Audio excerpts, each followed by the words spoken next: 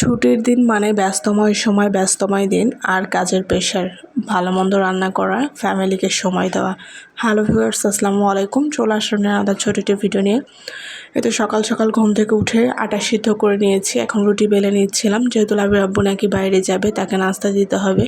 তো এখানে তার জন্য নাস্তা করে নিচ্ছিলাম। এখানে ডিম পোচ করে আর কলা দিয়ে রুটি খেয়ে সে চলে গিয়েছে। এখন আমি গুঁড়ো দুধটা রিফিল করে নিচ্ছিলাম, যেহেতু একটু চা খাবো, অনেকদিন চা খাওয়া হয়নি। তো ভাবলাম একটু দুধটা রিফিল করে নিই। আর এদিকে আমার রুটিগুলো সেঁকে নিয়েছি অফ ক্যামেরায়। রুটিগুলো সেঁকে আমি দুধটা জাল বসিয়ে দিয়েছিলাম। এখন চা পাতা অ্যাড করে দেবো আর চিনি দিয়ে দিব। সাথে একটা ডিম পোচ করে নিয়েছি। লাবিব সকালে ওর আব্বুর সাথে একটা ডিম পোচ খেয়ে নিয়েছে, রুটি খায়নি, রুটি খাবে না সে। ইতিমধ্যে আমি নাস্তা রেডি করেছি টেবিলে, আর একটু কাজের জন্য রান্নাঘরে গিয়েছি। এসে দেখি ছেলে আমার ভাগের ডিম পোচটাও খেয়ে ফেলেছে। ও ইদানিং এত পরিমাণে ডিম পাগল হয়েছে, একসাথে 2-3টা করে ডিম খেয়ে ফেলতেছে। গরমে আমি চাই না ওকে এত ডিম দিতে, তারপর ও মানতে চায় না। যাই হোক, কি আর করার, চা দিয়ে রুটি খেয়ে চলে আসি রান্নাঘরে। এই তো শিং মাছ নিয়ে আসা হয়েছিল, কালকে জিয়ে রেখেছিলাম, সেটাই তো সুন্দর করে কেটে ধুয়ে নিয়েছি। তারপর ফ্রিজে রেখে চলে আসি রান্নাঘরে ডিম সিদ্ধ দেওয়ার জন্য। ডিম সিদ্ধ দিয়ে টেবিলে আসে, আবার এখানে রোস্টটা মেরিনেট করে নিচ্ছিলাম। আমি সবসময় গুঁড়ো দুধ আর লিকুইড দুধ দিয়ে রোস্টটা রান্না করি, কোনো পানি ইউজ করি না। তো দুধের পরিমাণটা আজকে একটু বেশি হয়ে যাওয়াতেই তো এখানে পাতলা দেখাচ্ছিল। আর এদিকে সন্ধ্যার নাস্তার জন্য এখানে আমি চিকেন কাবাবের মতো আর কি পেস্ট করে নিয়েছি। এটা দিয়ে আমি ওই যে কী যেন বলে, কাবাবের মাঝ মানে বার্গারের মাঝখানে যেটা দেয়, পেটি আর কি তৈরি করব। এদিকে দেখতেছিলাম বাইরে প্রচুর পরিমাণে রোদ উঠছে, আর দেখেন কি অবস্থা, জানালা দিয়ে দেখা যাচ্ছে বাইরের আকাশটা, ওয়েদারটা কত সুন্দর লাগতেছে। মানে প্রচুর রোদের তাপ ছিল, কিন্তু দেখতে বেশ ভালো লাগতেছিল।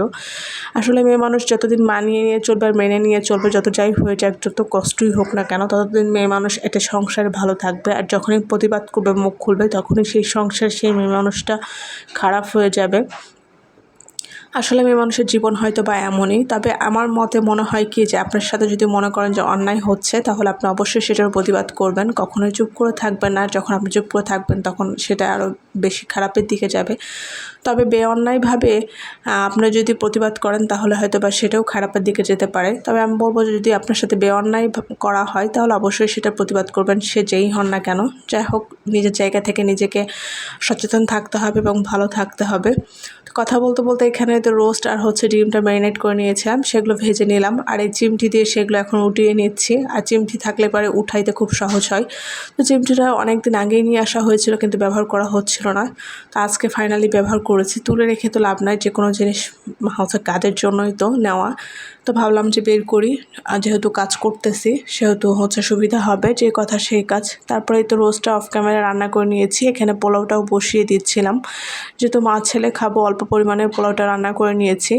এদিকে ছেলে জিদ করতেছিল, সে নাকি লেবুর শরবত খাবে। পরে তো লেবু পানি নিয়ে এসে চিনি মিক্সড করে যে ওকে শরবত বানাই দিই। এদিকে এখন বলতেছে সেই স্ট্র নিবে। পরে আর কি করার, শোকেস থেকে স্ট্রটা বের করে দিচ্ছিলাম। স্ট্র বের করে দেওয়ার পর সে অনেক খুশি, আর এতে ও শরবত খাচ্ছিল। ইতিমধ্যে হয়তো খাবার রেডি করে ফেলেছি টেবিলে, এখন ওকে খাওয়াই দিব। আমারও প্রচুর পরিমাণে খিদা লাগছে, আমিও খেয়ে নিব। অফ ক্যামেরায় কিন্তু সব কাজ কমপ্লিট করে ফেলেছি, বাকি কাজগুলো বিকেলের দিকে করব। তো এখানে শসার সালাডটা মাখিয়ে নিচ্ছিলাম, এখন শুধু খাবার পালা। তো আজকের ভিডিওটা কে কোথায় থেকে দেখছেন এবং আপনাদের কাছে কেমন লেগেছে আমার ভিডিওটা, অবশ্যই কমেন্ট করতে ভুলবেন না। যদি ভালো লাগে সাপোর্ট করে সাথে থাকবেন। দেখা হবে, কথা হবে নতুন কোনো ভিডিওতে। ধন্যবাদ, আল্লাহ হাফেজ।